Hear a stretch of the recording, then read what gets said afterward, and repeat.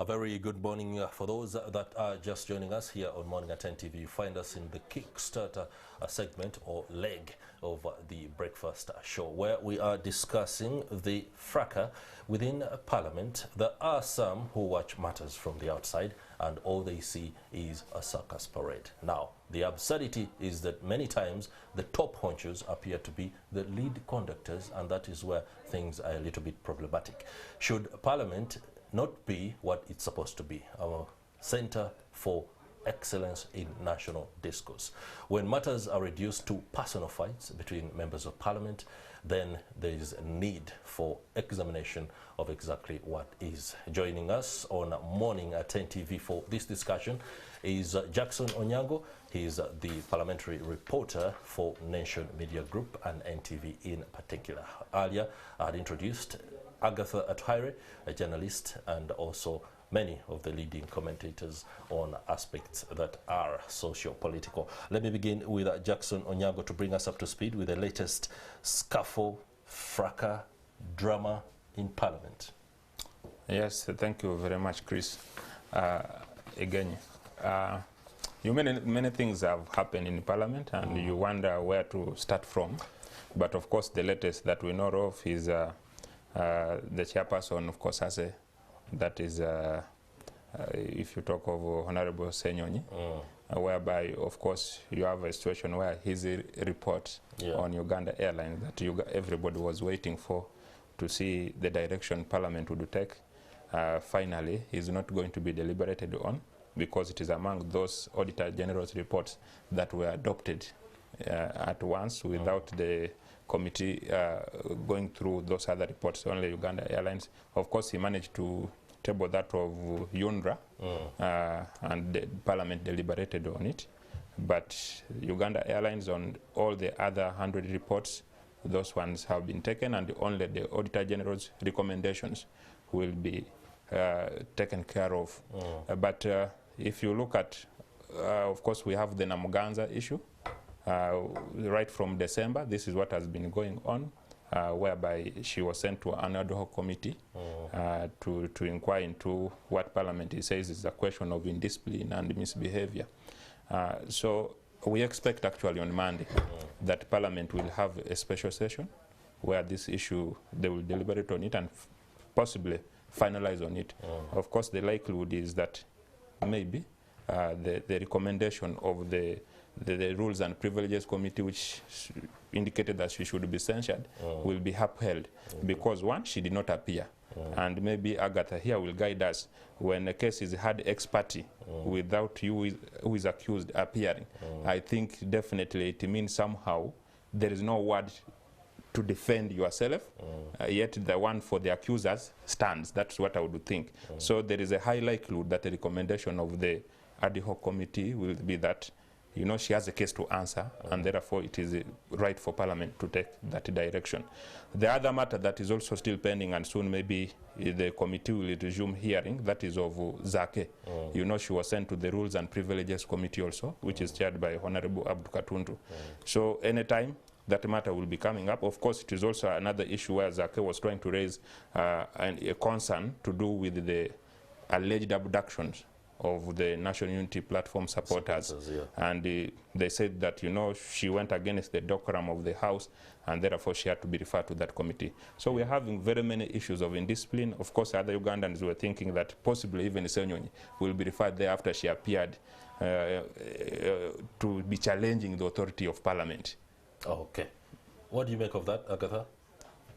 Well, is it business as usual for a Parliament like ours? No, it isn't.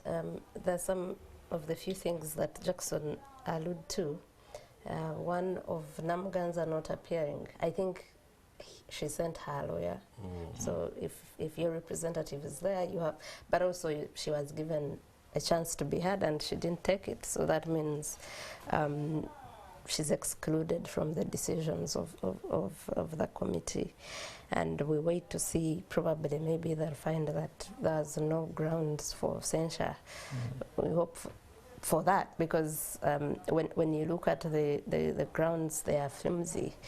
Misconduct for someone saying, I do not think we should have so many ad hoc committees when we have substantive committees. I don't know if that is indiscipline or misconduct. I don't know.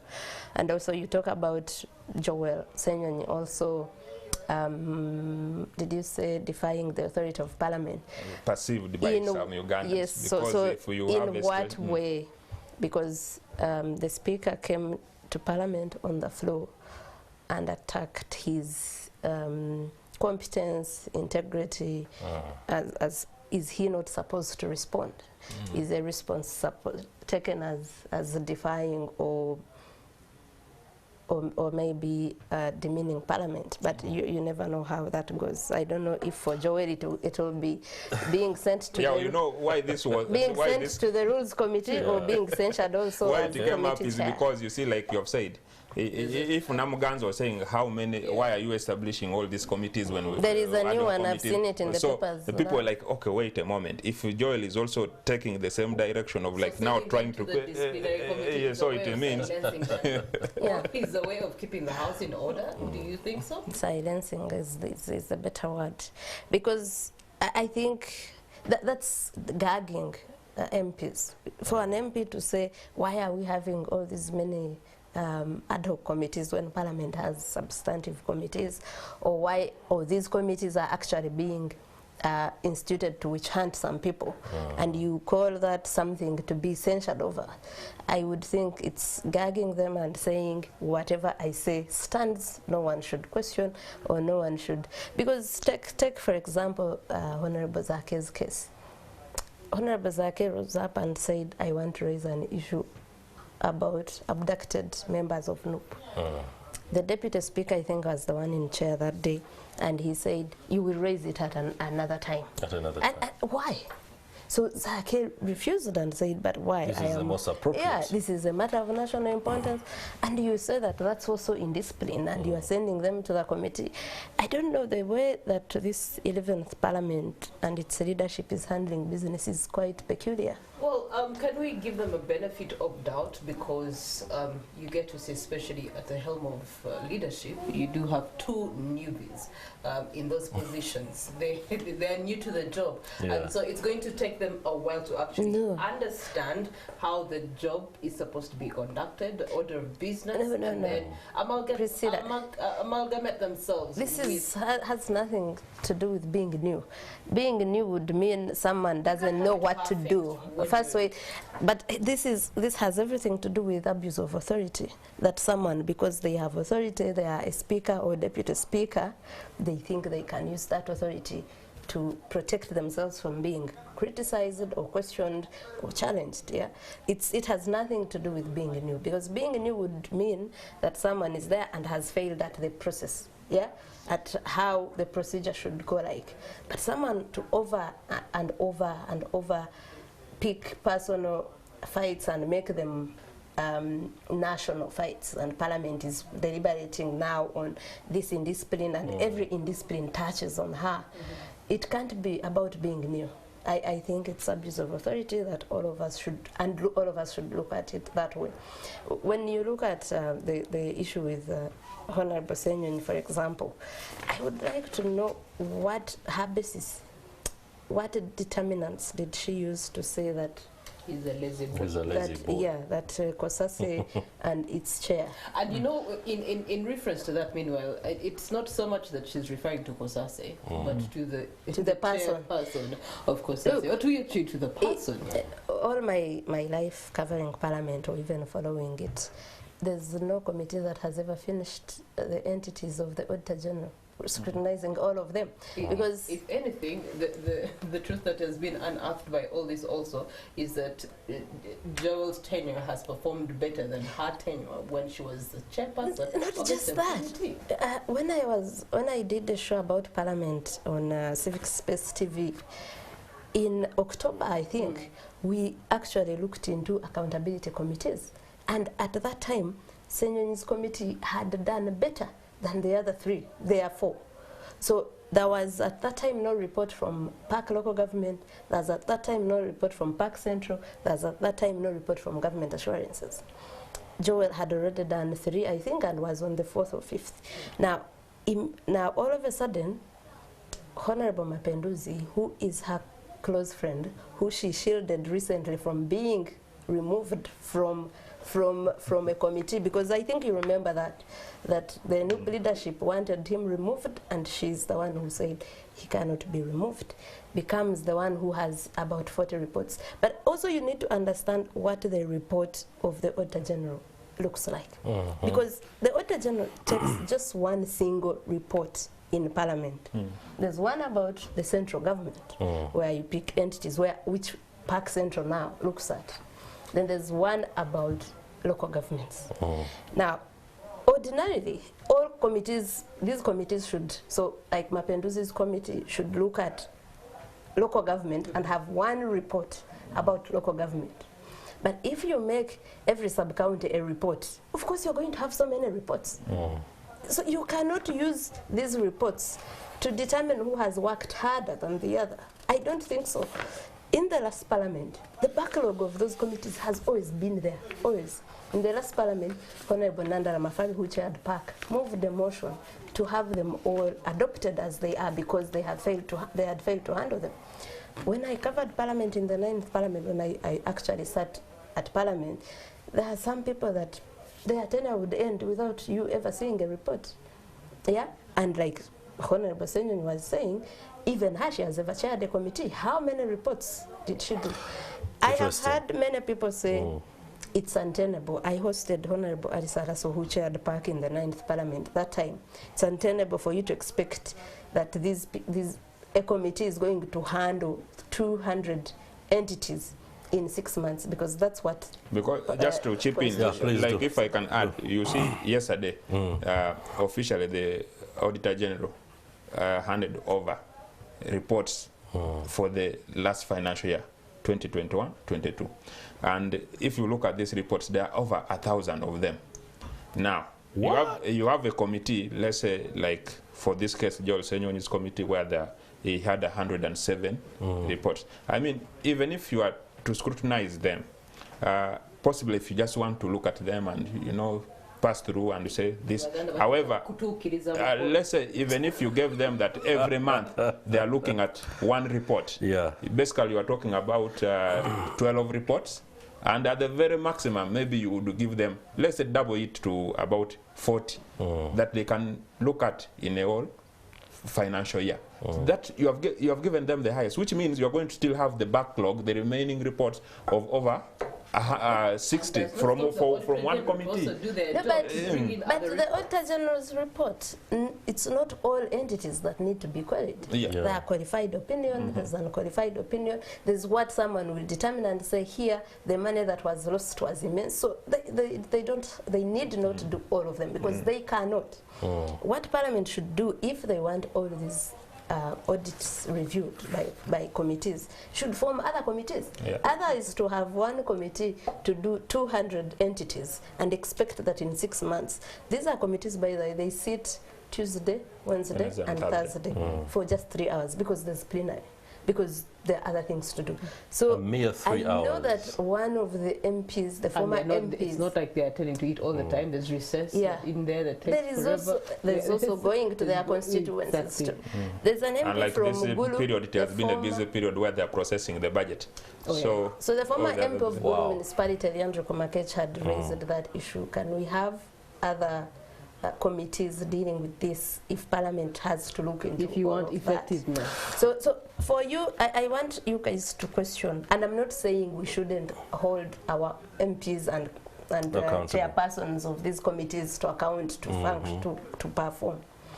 What I am asking here now is, why did she single out Honorable Ssenyonyi?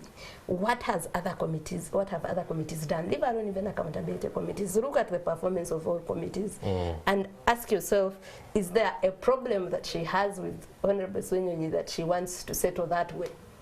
We seem to find ourselves in a position that is inevitably having to look at or examine the conduct of business by the Speaker or the administration of this particular Speaker, so to use that word.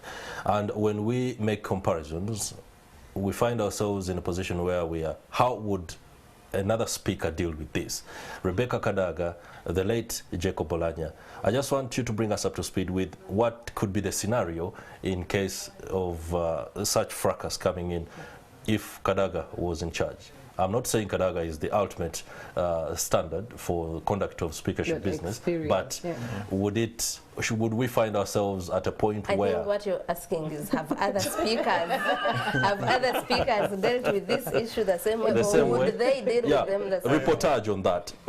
Just give us. To the best of my recall, of course, we had in Namuganza still the same way. Same manner. Of course, people have always said she's confrontational, and she seems to challenge always the authority. But even then, I don't recall the matter coming to plenary for her punishment or holding to account to what she has done. Nevertheless, I remember that, of course, we have had situations like talk of during the Toji Kwatako debate, the removal of the presidential age limit, where, of course, the situation was so tense, and you had the members of parliament actually being suspended from the sittings.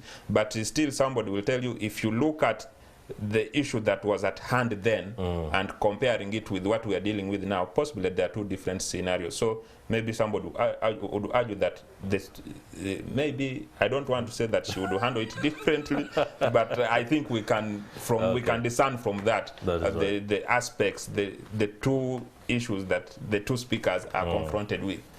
Society's interpretation of all this from where they're seated is that the 11th Parliament is quite petty. If you say something that I take it personal, but I use my powers to actually retaliate. Are we talking about the 11th Parliament or the Speaker? The Parliament can't be petty. It can't. Well,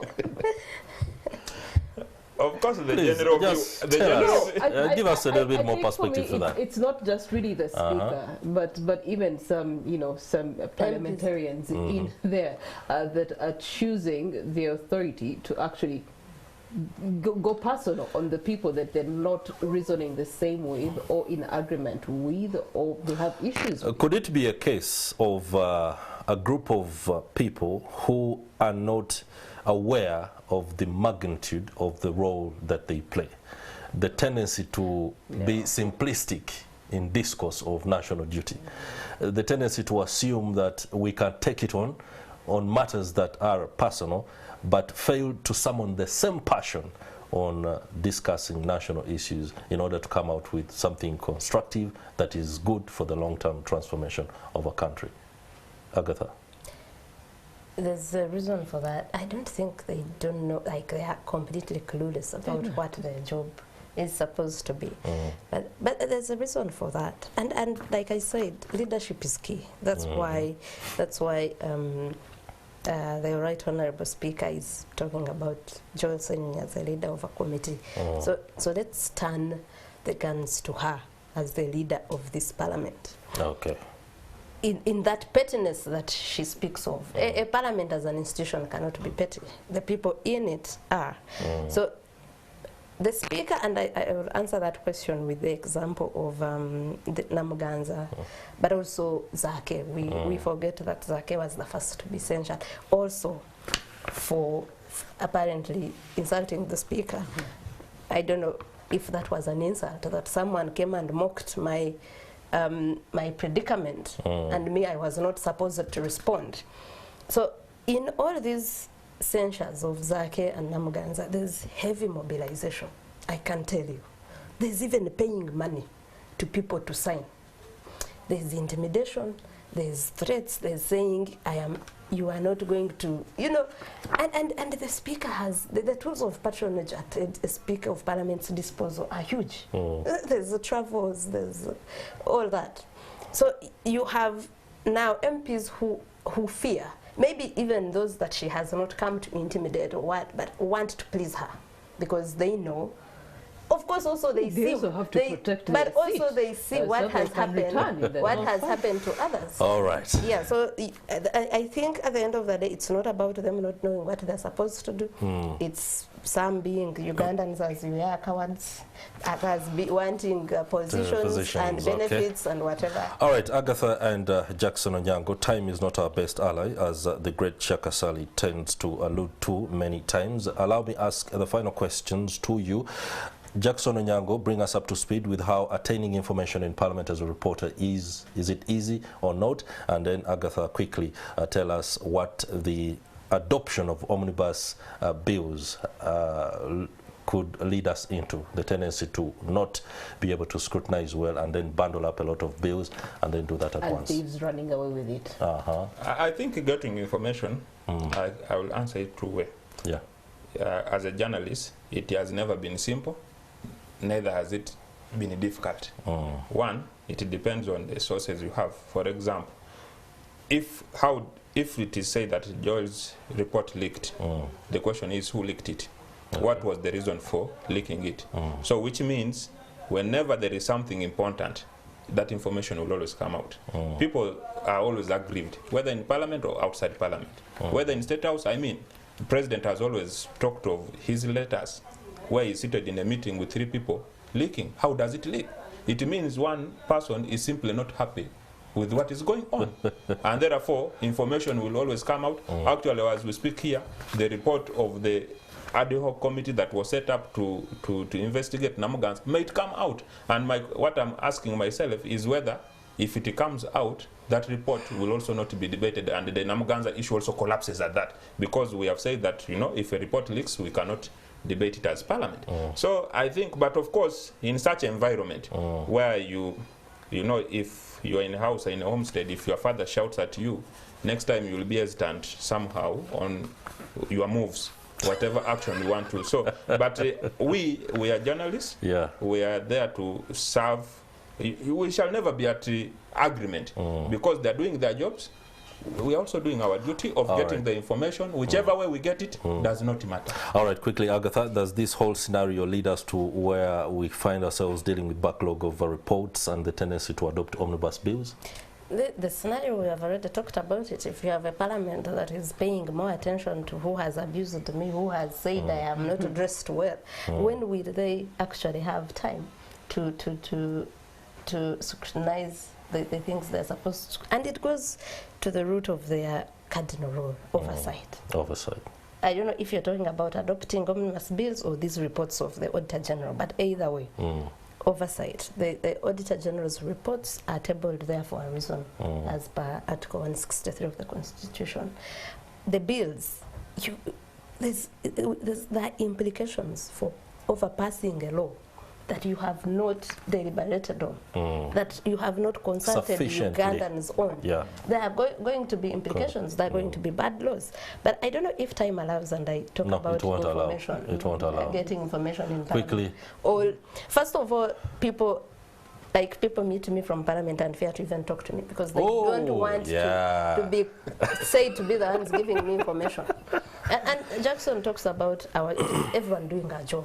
I tell people all the time, especially those who say, why are you attacking Parliament or the Speaker? Can we all do our jobs in peace? Yeah. Let the Speaker and have people in Parliament do their jobs. Let me as a journalist also do my job of informing the people about what they are doing, whether good or bad. It is not my fault that most of what you're doing is bad. No. Interesting. Neither is it the fault of Morning at NTV that we bring people who are able to expose a little bit more on the goings-on at Parliament. Thank you very much, Agatha Atwaire and Jackson Onyango, for the perspective and insight. Morning at NTV continues. We are going to be taking note of the efforts by UPRS to amend fences with artists, that is in entertainment and arts industry. Stay with us. We'll be right back.